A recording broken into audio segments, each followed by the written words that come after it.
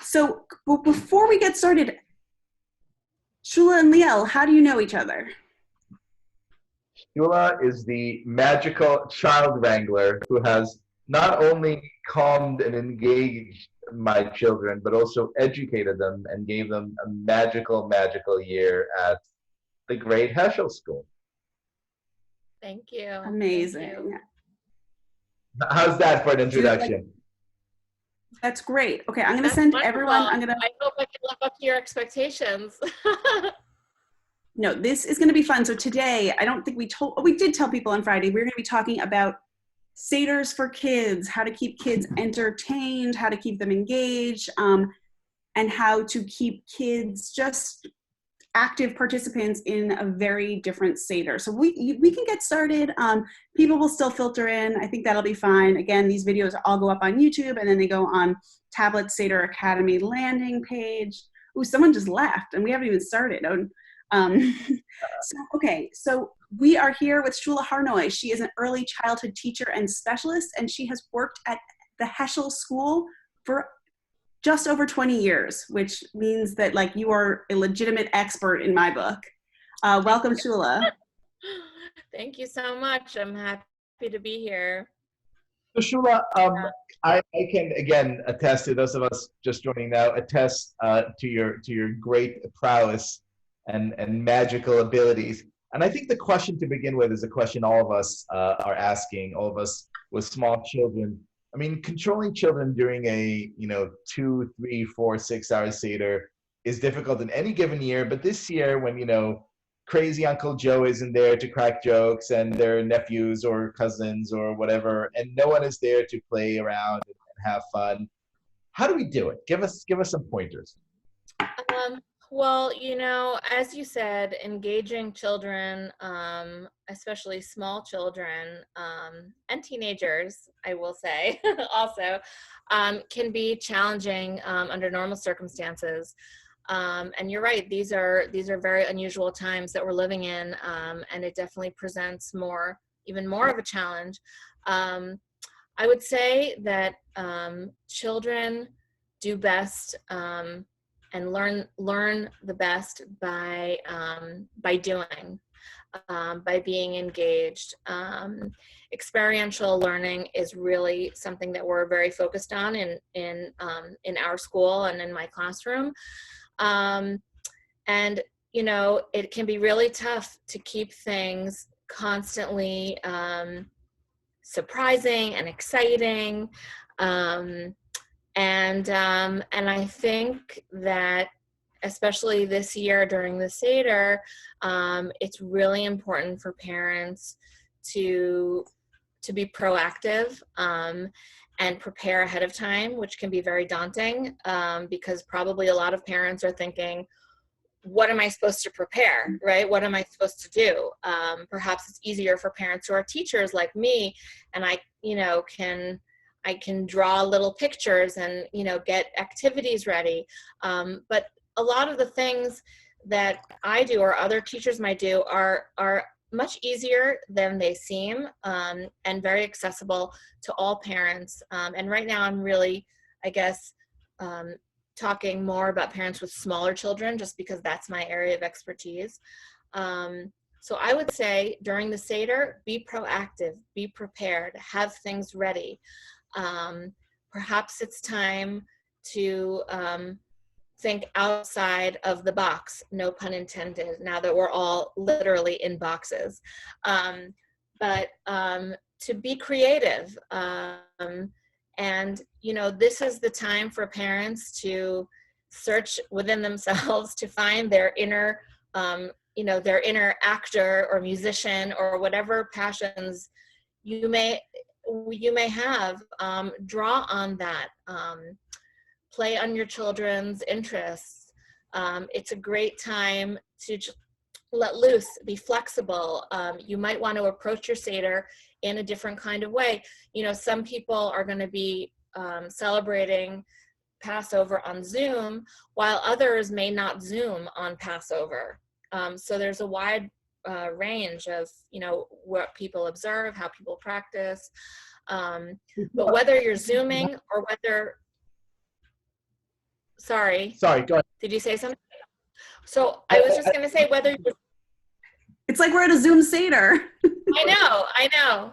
Well, whether you're Zooming or whether you're not Zooming, great tools to have, simple things, markers and paper, right? Keep the children engaged. They can illustrate the story of Passover as you're telling it. They can make costumes, right? Probably a lot of small children either have a little costume box or can you can throw a pillowcase over your head. I actually did this in a lesson. Throw a pillowcase and a headband and, dress up like a slave and reenact the story. Visuals, experience, dancing, singing, really help to engage the child.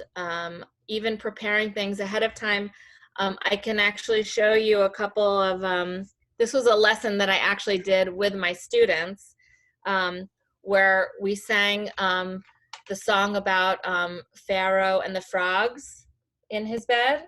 So I don't have a printer at home, so I'm going old school here, and I am drawing little pictures for my students. Okay. That's beautiful.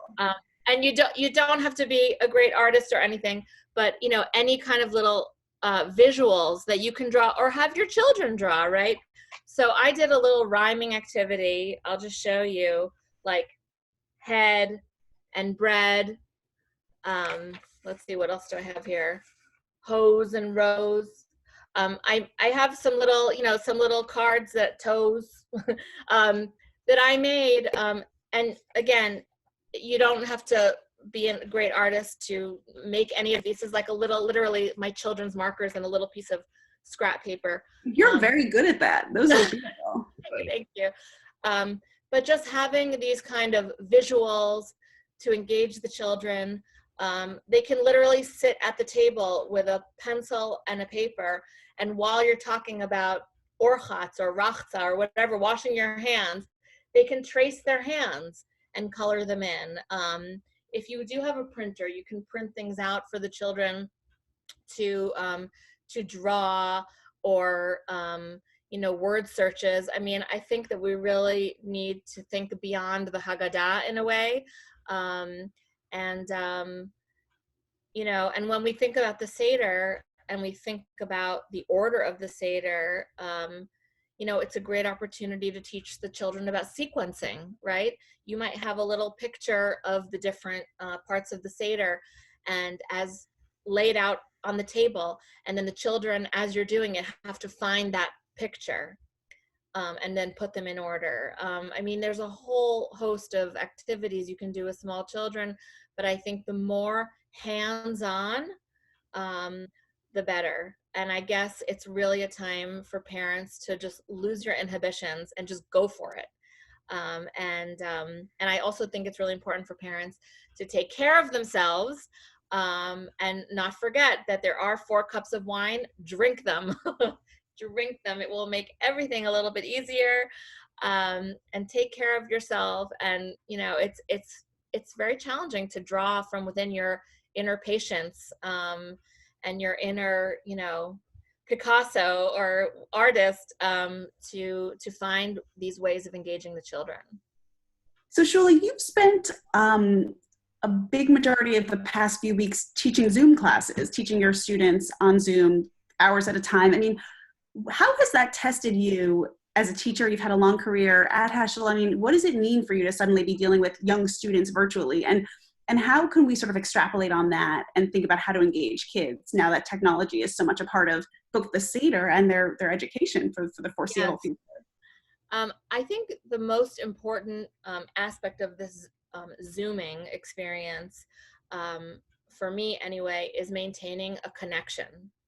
And it's less about the content of what I'm teaching and more about staying connected with each other. And it is more challenging for children to sit in front of the camera. And I think, for me, I have kids that are rolling all over the floor, or sometimes they suddenly disappear from the box. No one's there for a few minutes and then they come back. And you have to just kind of go with the flow. It's, you know, and just whatever happens, you go with it. Again, a lot of visual tools, a lot of super animated gestures, and a lot of asking the children for responses because a lot of them are on mute, which I have to say is not always a bad thing. If only I had a mute button in the classroom. Um, but but because they're mostly on mute and one teacher is talking at a time just so everyone can hear, we're asking for a lot of physical feedback, a lot of thumbs up or waves, or we're doing energizers online. So we're asking the children to stand up and dance and move and sing. And, you know, it's a lot of work, I would say. But you know, it's a constant work in progress, I would say. It's a work in progress. That's terrific. And I love what you said. I know you're frozen because you're smiling. Oh, What? Say it one more time, Gail. Am I human again? Good. I love what you said about the theatrical aspect of it. And I think that even those of us who may not be able to write or do arts and crafts in Shabbat, I mean, the theater of it, the dress up of it, the kind of show of it is such an important part. I really love that advice. You know, one of our colleagues, Marjorie Engel, has this trick that she does every year that I did with my kids the last few years, and it works every time, which is at some point, you know, you hold, you go to the kitchen and you put 2 drops of red food coloring in a cup, and you sort of hold the cup so that the food coloring is, you know, in your hand. And he said, I will now turn this water to blood, and you sort of pour it. It's like, oh my God. So this kind of like constant theatrical and dress up and song, I think, is a really important element. What else kind of like, what can we do to sort of build up anticipation for the Seder in the, you know, day and a half that we have left? What are some things that we can do with the kids kind of like to prep them better for what they're going to go through? Well, you know, first of all, one of the things that children love to do most is cook. So bring your children into the kitchen. Even if you think they're too small, they're probably not. Have the children, I mean, even something like making matzah, which I know most people are like, there's no way I could ever make matzah, but it's so simple. You literally just need flour and water. You can look up a recipe online. Let the children knead the dough, any kind of tactile experiences. Cooking is a great way to engage a child and to bond with the children. Cooking also teaches a lot of pre-literacy skills, math skills, science skills, just from a cooking activity. So if you cook with your child, I think that's, you know, a great way to engage.